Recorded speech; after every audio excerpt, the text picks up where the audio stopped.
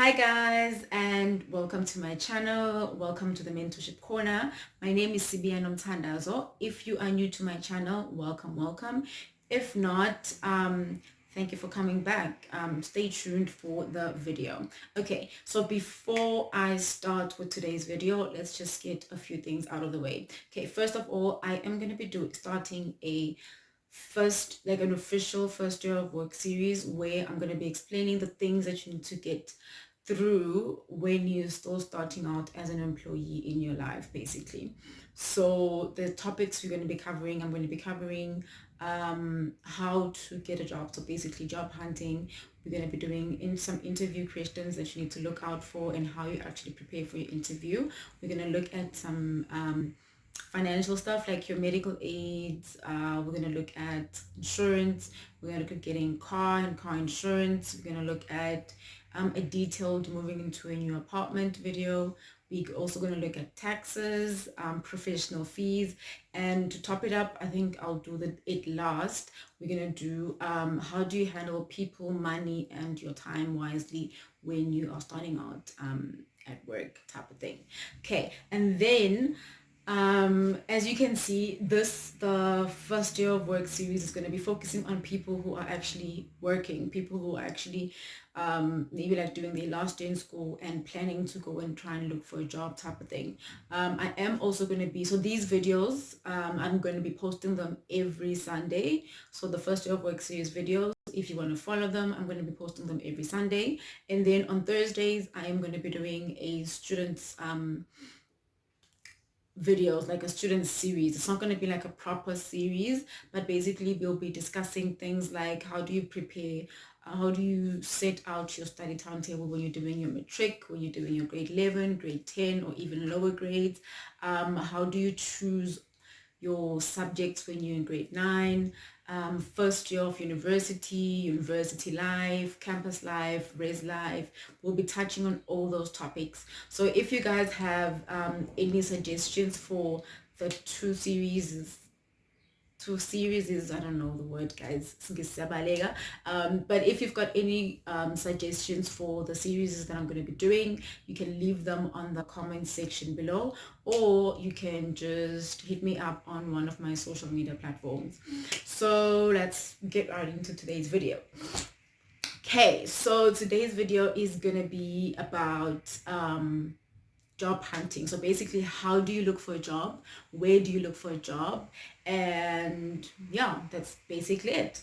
Okay, so the first thing we're going to talk about is basically how do you look for a job. So you need to first decide if, for instance, if you went to school, university, and studied for that certain profession, obviously you want to try and find a job in line with your profession. If you are in health sciences and your degree has like an internship or community service, even better for you, but you still need to watch this video, because after your community service and internship, you still have to go and look for a job.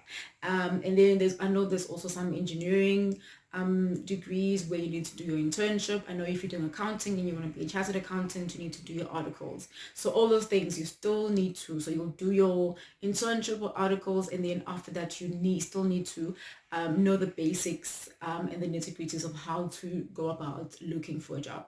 So first of all, you need to decide on, let's say, do you want to get a full-time job or you want to get a part-time job? That's going to be dependent on the hours that you're willing to spend on the job. So basically, if for instance, so I'm an optometrist and I decide, okay, fine, for my first year of work, I don't want to work full-time because I want to be more flexible to actually explore new areas of optometry and to actually travel around the world a little bit. So I just want to be flexible. I want to manage my time and my hours. I want to decide myself which days I'm willing to work a month and which days I'm not willing to work. So if you want to do that, you have an option to actually locum and work for certain days, and you have the option to set out your own working schedule. But if you want to work full-time, then you need to go and find someone who needs, like an optometrist, in my case, who needs an optometrist full-time. Then where do you find that person? Traditionally, you would go to like an optometry store, or an optometry like clinic or a medical center where there's an optometrist, and you'll just basically ask around and ask if they need a full-time optometrist, basically. So that's how you would do it. So the first way for you to find a job is to actually go door to door and communicate to people like, are you guys looking for a job? Are you looking to employ someone? What are the requirements? What are the minimum requirements for the job if they have? If they need experience, how many years experience do you guys need?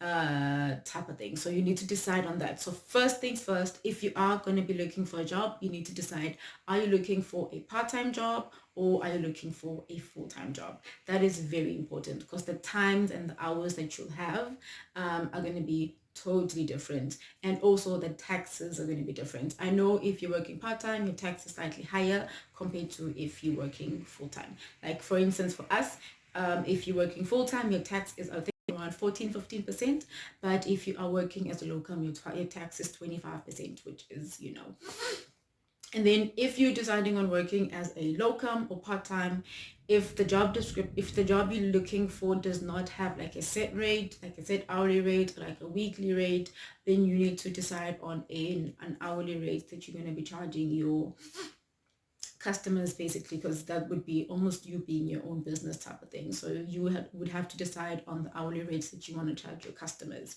So where do you find the jobs and where do you find those customers? So the first thing is the traditional way, where you would go door to each basically where you see an advert where it says they're hiring. Even where you don't see an advert, just go in and ask, introduce yourself, tell them you're available in the market. If they know someone who's looking, can they please give them your contact details, leave your contact details. Or if they are hiring, can you drop off your CV? What other documents would they need? And how does the hiring procedure work with them, basically?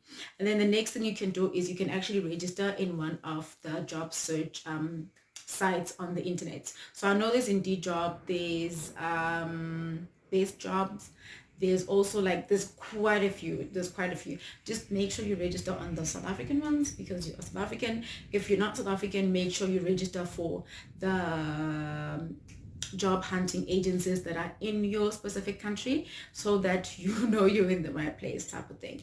So you register there. I know they normally, so I have registered for one so that I know exactly how the procedure works. So they normally require personal details, so you can fill in your name and surname, your ID number, your qualification, your years of experience, your work experience, and then they have their own website CV that you have to complete. It's like a template. It's like almost like filling in a form. So you fill that in, and then once you're done filling that in, some of them have a section where you can upload the documents. So you can upload like your ID, you can upload like your qualification certificate, you can upload if you've been working for like a year or two and you have some experience and you have like a reference letter, you can upload your reference letter in there. If some of them do require an image of yourself, so you can upload a photo of yourself. And then some of them do require still a copy of your CV, so you would still have to upload a copy of your CV onto the website. Got it? So as we said, so next thing you can do is you can contact an agent. So there's always going to be an agent that is going to be helping people find jobs. I feel like they're there in every industry. So just speak to a friend, a family, speak to someone who maybe has been working in your industry for quite some time. Ask them if there's any agency or like any agent that they've got contacts of, which you can actually contact and tell them that you're looking for a job.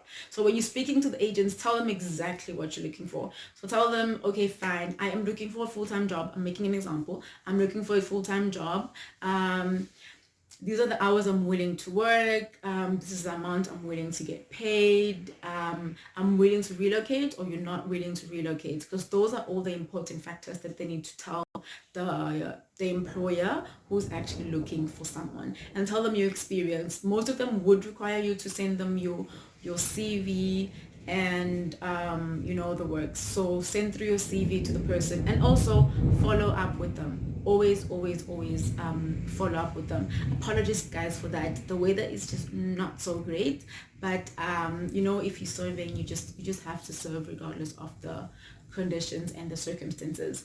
Another thing you can do is, there's this thing called word of mouth. Same thing with jobs. You could always ask a friend, ask a colleague, or ask, like, if for instance you haven't worked anywhere and it's going to be your first job, you can always ask a friend, ask someone who's actually been working in your field or even like a similar field, because chances are they may know someone who could actually help you.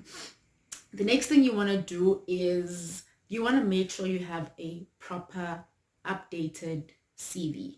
So this is very important. So as a individual looking for a job, you are basically advertising yourself. So you're advertising you as a business. So you want to make sure your CV is updated. They always change CV templates each year, all the time. Basically, there's always a new CV template that's available, so please make sure that your CV template, first of all, is correct. Secondly, your CV is as detailed as possible. You've added everything. If as a student you did some hours, what add that in there, that okay, fine, you have experience in this and this, because as a student you guys given an opportunity to go and do practicals in certain areas and stuff like that.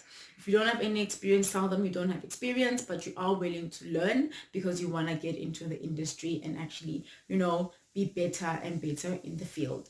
So basically, just remember to always make sure your CV is up to date. Make sure you have the correct latest template of your CV, and make sure that everything is like correct. So make sure you put your correct ID number, your correct full name and surname as it appears on your ID certificate. Make sure you put all the documents that they would need for that specific job that you're applying for. Cool. And then I know with health science you would need to have your professional board's certificate. So like for us, we have an HPCA certificate. So every optometrist that would actually hire you, or any optometry company that would hire you, would need to see that you're a registered optometrist with the HPCSA. So I am pretty sure, and I know for a fact, that each profession has its own professional board, which every professional would have to register for. So make sure that you are registered with your professional board, because chances are, if you are not, and you're looking for a job, they might actually take the candidate that is actually registered with the professional board, because that person is legally allowed to practice their profession in the country. Okay, got it. Okay, so once you've landed the job, then you'd have to prepare for your interview, which is what I'll be discussing in the next video. So guys, let's just run through it again. First things first, you need to decide whether you want to get a full-time job or you want to get a part-time job, because that's very important, as that would decide how many hours you're working and basically how much tax you're paying, and what's your schedule going to be like, type of thing. And then secondly, you need to look in the right place. So basically, go door to door and go and register online on some agencies or like job hunting sites like your Indeed. I know Gumtree also does, Best Jobs. I'll add the names of some of them down below, the ones that I know of. And then the third thing you want to do, you want to make sure your CV is up to date. CV has to be updated.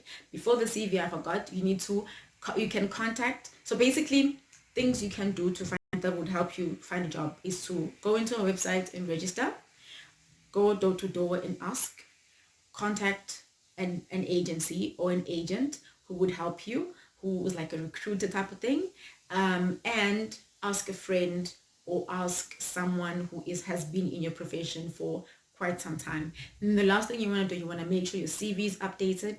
You want to make sure everything, like word for word, you edit your CV, no typing error, no spelling error, and you want to make sure the format is nice and neat.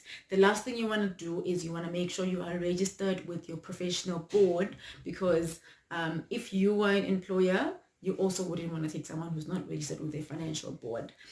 So that is it from today's video. Don't forget to click like, share, and subscribe. If you guys have any suggestions or any comments about the topic we discussed today, don't hesitate to leave them on the comment section below, and I would gladly attend to your comments. So from me to you and the Mentorship Corner, it is goodbye for now. We'll see you guys next week when we're discussing interviews. So love you lots. Bye. Bye.